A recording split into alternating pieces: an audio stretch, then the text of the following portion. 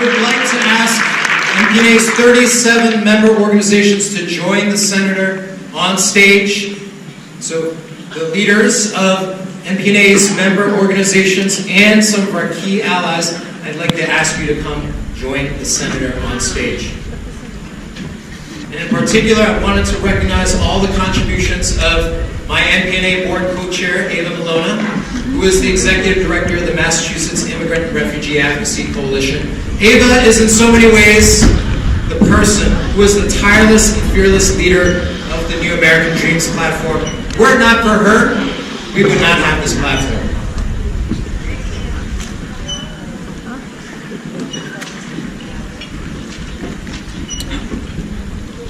Now, I have the distinct pleasure of welcoming an elected leader who we see as one of us.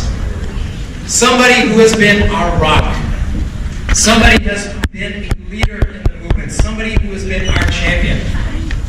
For decades, he has fought for immigrant rights. He has put his name on the line, his career and his body on the line. This is a man who has been arrested twice in front of a White House, a Democratic White House at that, in the name of immigration reform. He has not hesitated to call out anybody, whether we're talking about the Republican Party or his own party, leaders of his own party. He is somebody that the immigrant rights movement considers one of us, and I can think of no higher compliment to give to Representative Luis Gutierrez.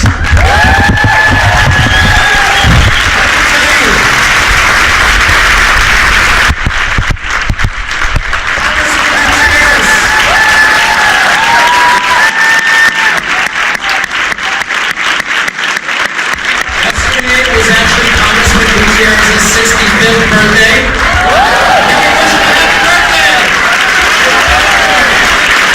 So since he is 65, he will now be the recipient of Medicare and Social Security and is retiring. But this is only the beginning of Luis Gutierrez's work with MPNA. This is not the last you will see of him. This will be the first, because Congressman Gutierrez will now be becoming MPNA Senior Policy Advisor, together with Congressman Bob Dole, with Republican Congressman Bob Dole. And we are going to go barnstorming across the country. Yeah. And so,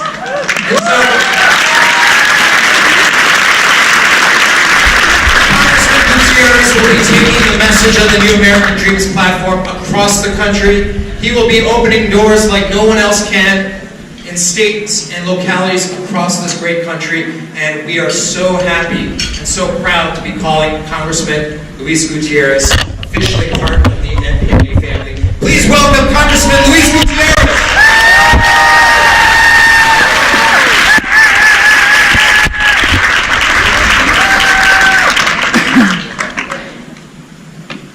Stephen, thank you.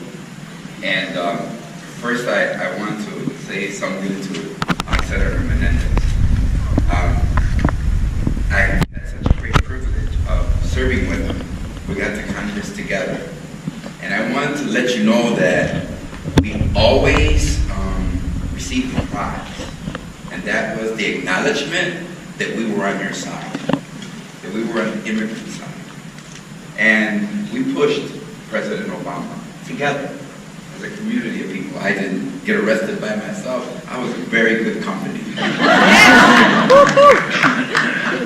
I've never been alone. And Bob and I have always understood that we're never alone. I think this stage is an example that we've never been alone and that we're together here today. I still remember remember DAPA? And after DACA, we kept pushing the President of the United States to do more and more. And then we got like 5 million people we could have registered, about half. And I still remember going to the meeting. And there was this long oval table. There were about 20 leaders at the table.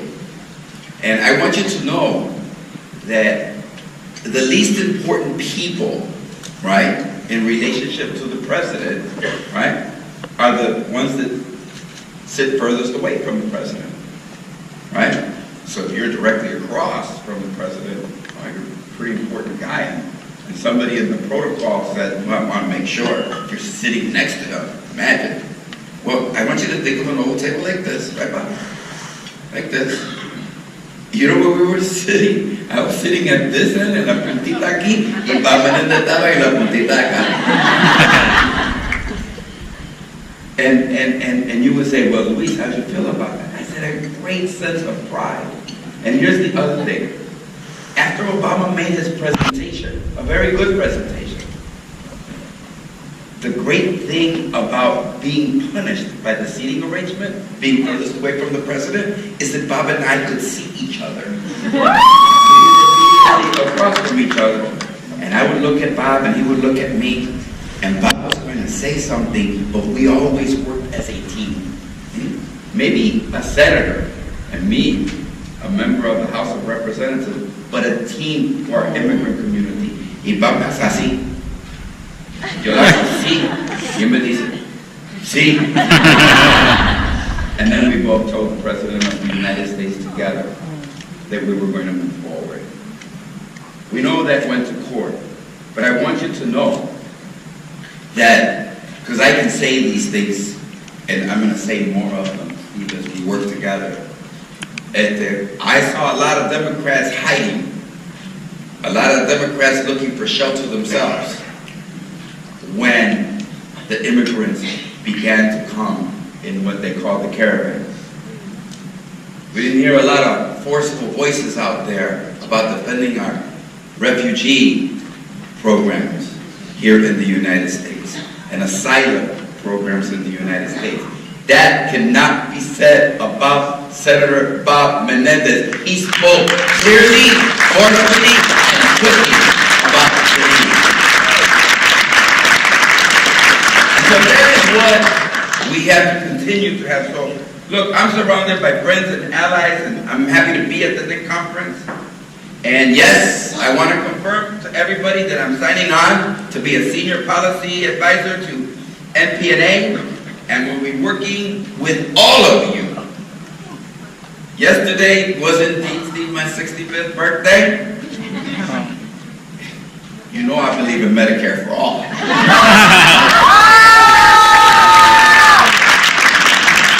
want to make sure everybody has what I have. If not something better.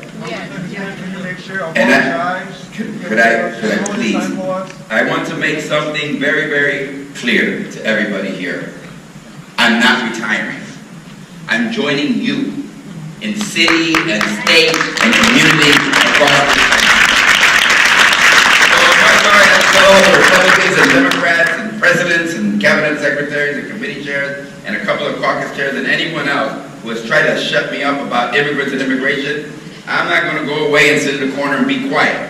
I plan to be with all of you. And as I said many times, we're standing together at press conferences outside the Capitol or at rallies, or when we're waiting to get processed after getting arrested. Nothing changes inside the Capitol unless there is a president and consistent pressure from outside of the Capitol. And that's what we represent. Agenda forward and push for change in Washington and communities large and small. So I'm going to team up with former Congressman Bob Doe from the North Shore of Chicago, and as a bipartisan team, we're going to get this done. We're going to work for you to get this done for our immigrant community. And I want everybody to also know something, because I think this is very, very important. And that is that joining us, porque ya yo no soy aquello, my chief of staff, Susan Collins, is coming on to join NPNA. So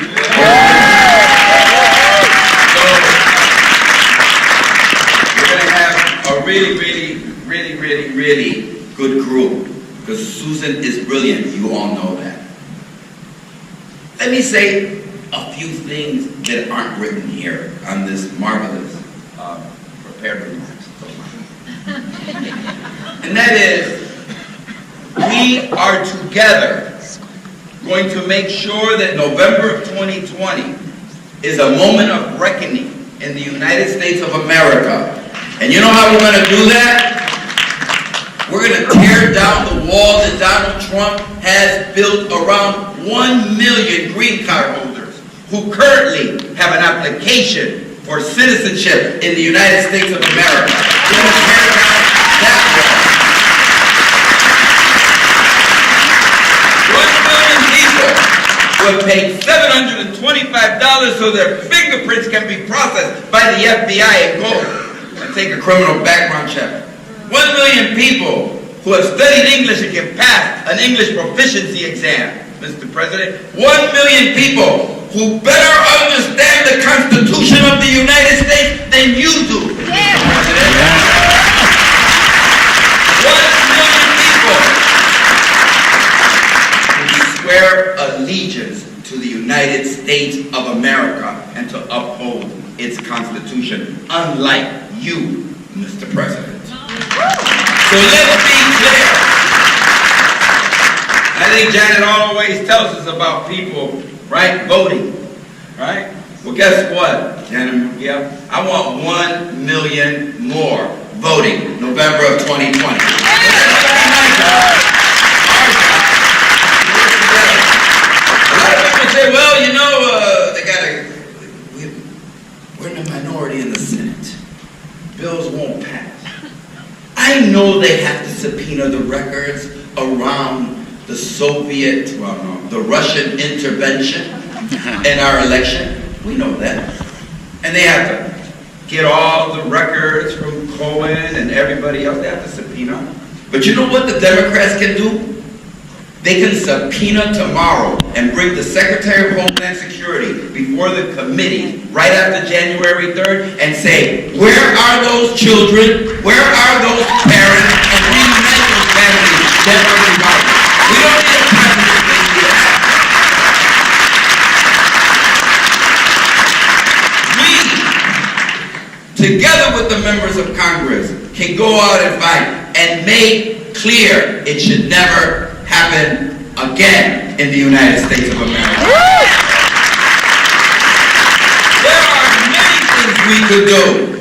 We can go and talk to our friend, the new governor of Colorado as Democrats, and our new friend of Michigan, and the new Democrat in Wisconsin, and the new Democrats that have been elected across this country, and say, create safe havens and sanctuaries for our immigrants. Don't let this administration tear families apart. You can show up, Democrats, every time there is an immigrant being deported in your congressional district. You can go down to those ICE offices and say no to their deportation. You can stand up and speak to people that have temporary protective status. We're not going to allow them to tear these hundreds of thousands of people and send them back to what? To poverty? The richest, most powerful nation in the world is going to send 55,000 Haitians to the poorest part of the Western Hemisphere? Not on our watch. That will not happen.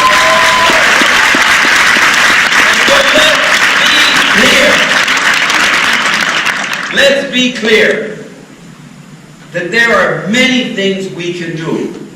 It is simply our creativity that will limit us. And so I want to march across this country with you. No, I'm not retiring. I will be going back to my beloved island of Puerto Rico. And let me tell you something. I learned this from Make the Road and Casa. We're going to be organizing Pennsylvania. From my friends in Florida, we're going to be organizing Florida. Look, Senator, here's one thing we can't do. We can't change the Electoral College. Can't do it. I'd like to. We should. We should abolish it immediately. But we can't do that. But here's what we can do. We can focus our energy, we can focus our time, we can focus our resources on Florida and Pennsylvania, bring immigrants together con la comunidad puertorriqueña. You know what he said about my people? He said, oh, the reason they're having so much trouble is because they expect the government to do everything for them. That's what he said as thousands of my compatriotas murieron. That's what he said. Well, let me just say one thing really clear. We're going to organize the next 2 years. We'll see come November of 2020 if the Puerto Ricans are lazy or they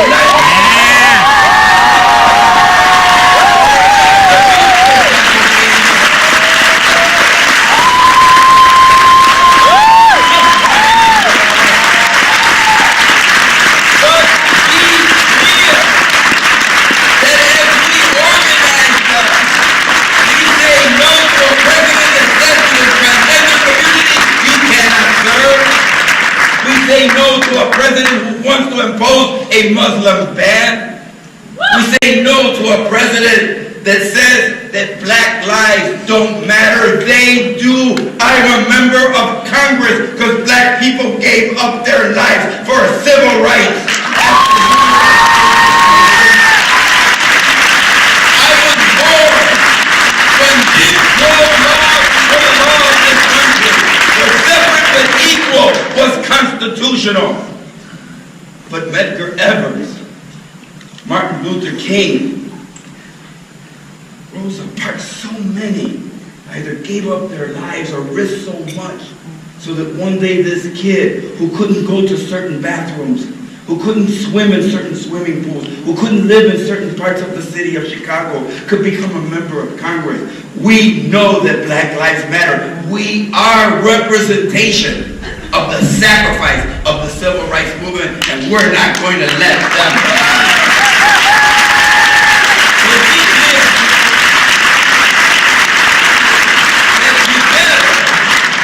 We are going to make sure that women are respected in the United States of America, and that equality is finally achieved. A nation cannot live in prosperity. A nation cannot live in equality if 1/2 of the population is walking one step behind, paid less for doing the same work as another part of that population. But let me give you the good news. The Women's March, that is what is leading to where we are today. So I'm going to go back. I want to go back and rebuild that island of Puerto Rico. But that, let me tell you, from San Juan a Baltimore, a la comunidad puertorriqueña que vive en Pennsylvania, es un brinco. It's easy to do. And it's a lot shorter trip from San Juan to Miami or Orlando or Tampa, donde están los boricuas ahí para organizar. We can do all of this together because that's important. Now, I know many of you, and I ask you please to understand you've invited me to come to different places, and I know I've said no, because this is wonderful, but on February 26th, something's going to happen. February 26th, Jessica Washington Gutierrez, my daughter, is going to be elected to the Chicago City Council, as I was 35 years ago.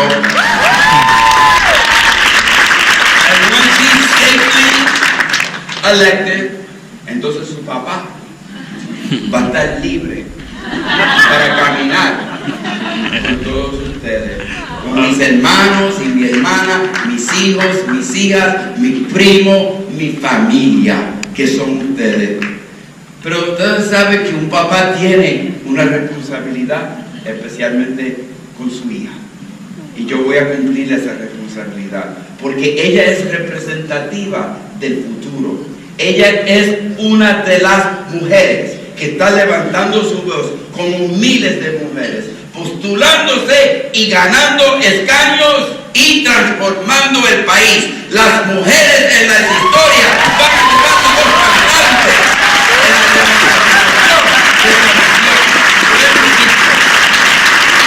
So I want to say to all of my friends here, I look forward to walking with you. You know, I've been very, very blessed for 26 years. I didn't want to spend the last chapter of my life as a member of the House of Representatives. I just didn't. there was this call and this beckoning. I wasn't born in Puerto Rico, but there's just something so special that ties you so closely to the country that your mom and dad were born in. It's just something. Yes, it's physical, but it's real. It is very, very powerful. My mom and dad came here in 1952 to confront racism and discrimination and prejudice. One with a 6th grade education, the other one with a 9th grade education, sin nada, sin un abrigo, pero yéndose de la isla porque no había trabajo para ellos. Y como yo les he dicho a ustedes en el pasado, quizás no había alguien que levantara su voz por mi papá y mi mamá, pero yo estoy aquí para levantar mi voz para aquellos que viven en situaciones idénticas a ellos. Gracias.